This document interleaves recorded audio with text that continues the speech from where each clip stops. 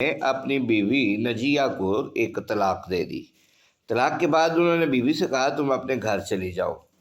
بیوی بولی میں ہرگز گھر نہیں جاؤں گی، اب اس گھر سے میری لاش ہی نکلے گی۔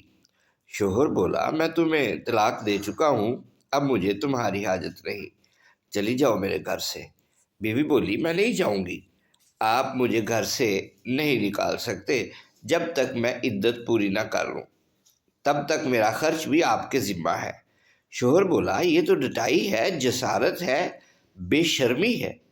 بیوی بولی آپ اللہ سے زیادہ ادب سکھانے والے تو نہیں ہیں، کیا آپ نے اللہ کا یہ فرمان نہیں پڑھا؟ یا ایہا النبی اذا طلقتم النساء فطلقوہن لعدتہن واحصوا العدة واتقوا اللہ ربکم لا تخرجوهن من بيوتهن ولا يخرجن إلا أن يأتين بفاحشة مبينة وتلك حدود الله ومن يتعد حدود الله فقد ظلم نفسه لا تدري لعل الله يحدث بعد ذلك امرا۔ یہ سورۃ طلاق۔ اے نبی اپنی امت سے کہو کہ جب تم اپنی بیویوں کو طلاق دینا چاہو تو ان کی عدت کے دنوں کے آغاز میں انہیں طلاق دو اور عدت کا حساب رکھو، اور اللہ سے جو تمہارا پروردگار ہے ڈرتے رہو۔ نہ تم انہیں ان کے گھر سے نکالو اور نہ وہ خود نکلے۔ ہاں یہ اور بات ہے کہ وہ کھلی برائی کر بیٹھے، یہ اللہ کی مقرر کردہ حدیں ہیں۔ جو شخص اللہ کی حدوں سے آگے بڑھ جائے اس نے یقیناً اپنے اوپر ظلم کیا۔ تم نہیں جانتے شاید اس کے بعد اللہ تعالیٰ کوئی نئی بات پیدا کر دے۔ شوہر نے غصے میں اپنا کپڑا جھاڑا اور یہ بڑبڑاتے ہوئے گھر سے نکل گئے، اللہ کی قسم اس عورت نے تو عاجز کر کے رکھا ہے۔ بیوی بس مسکرا کر رہ گئی، کچھ بولی نہیں، اپنا حوصلہ مضبوط رکھا۔ اب جان بوجھ کر بیوی نے روزانہ کا یہ معمول بنا لیا کہ کمرے میں روم فریشنر سے اسپرے کرتی، آخر میں خود بھی سجتی سنورتی، خوشبو لگاتی اور گھر کے اندر شوہر کے آنے جانے کے رستے میں بیٹھ جاتی۔ شوہر صاحب 5 دن سے زیادہ صبر نہ کر سکے اور پھر انہوں نے زبان سے نہیں بلکہ عملی طور پر بیوی سے رجوع کر لیا۔ ایک دن بیوی نے ناشتہ بنانے میں کچھ تاخیر کر دی۔ شوہر نے غصے میں کہا یہ تمہاری طرف سے میرے حق میں کوتاہی ہے، یہ ایک مومن عورت کا سلوک نہیں ہے۔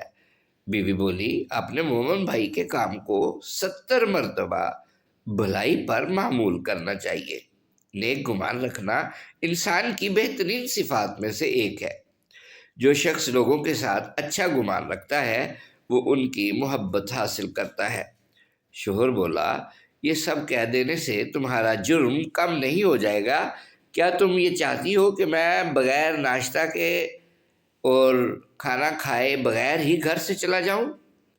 بیوی بولی حقیقی مومن کی ایک صفت یہ بھی ہوتی ہے کہ اللہ تعالیٰ نے اس قسمت میں جو لکھا ہے اس پر قناعت کرے، اگرچہ تھوڑا ہی ہو۔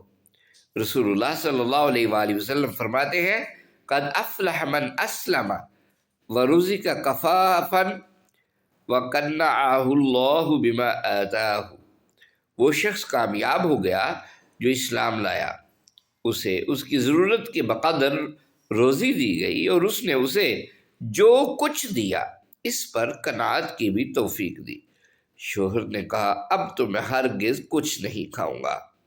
بیوی بولی افسوس آپ نے ان باتوں سے کوئی سبق حاصل نہیں کیا۔ شوہر نے بیوی کی بات پر دھیان بھی نہیں دیا اور غصے میں گھر سے نکل گئے۔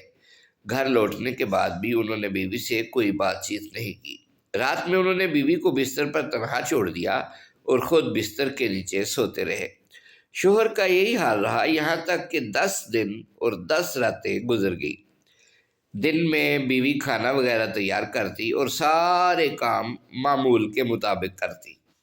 رات میں بیوی خوشبو لگاتی اور بستر پر لیٹ جاتی، جان بوجھ کر شوہر سے کوئی بات چیت نہ کرتی۔ 11ویں رات پہلے تو شوہر معمول کے مطابق بستر کے نیچے لیٹ گئے، لیکن پھر تھوڑی ہی دیر میں بستر پر آ گئے۔ بیوی ہنسنے لگی اور بولی آپ کیوں آئے ہیں؟ شوہر بولا میں پلٹ کر واپس آ گیا ہوں۔ بیوی بولی لوگ پلٹتے ہیں تو اوپر سے نیچے جاتے ہیں، نیچے سے اوپر تو نہیں جاتے۔ شوہر نے مسکراتے ہوئے کہا بستر پر جو مقناطیس ہے اس میں زمین کی قوت کشش سے زیادہ پاور ہے۔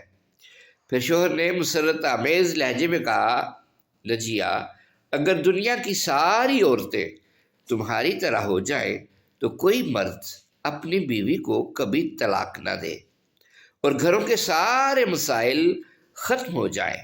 اللہ کے رسول صلی اللہ علیہ وآلہ وسلم نے سچ فرمایا، جو عورت اپنے شوہر کی بدسلوکی پر صبر کرتی ہے اللہ اسے آسیہ بنت مزاحم کے جیسا اجر دیتا ہے۔ اے نجیہ تم اللہ کی اطاعت کے کاموں میں میری بہترین مددگار ہو۔ اللہ تمہیں میری طرف سے جزائے خیر دے اور کبھی ہمیں جدا نہ کرے۔ اس طرح سنجیدگی غصے پر غالب آ جاتی ہے۔ نجیہ کے اندر معاشرتی امور میں جذبات کے صحیح استعمال کا ہنر موجود تھا۔ کیا آپ جانتے ہیں ہر عورت کے اندر ایک نجیہ ہوتی ہے۔ ہر وہ عورت جو اپنے رب سے مناجات کرے، اس حقیر دنیا کے بجائے جنت کے حصول کے لیے تگ و دو کرے، وہ نجیہ ہے۔ اللہ ہم سب کو جہنم کی آگ سے نجات دے۔ یہ ایک دلچسپ کہانی تھی، اسے شادی شدہ مردوں اور عورتوں میں شیئر کیجیے، اس میں دونوں فریقین کے لیے عبرت ہے۔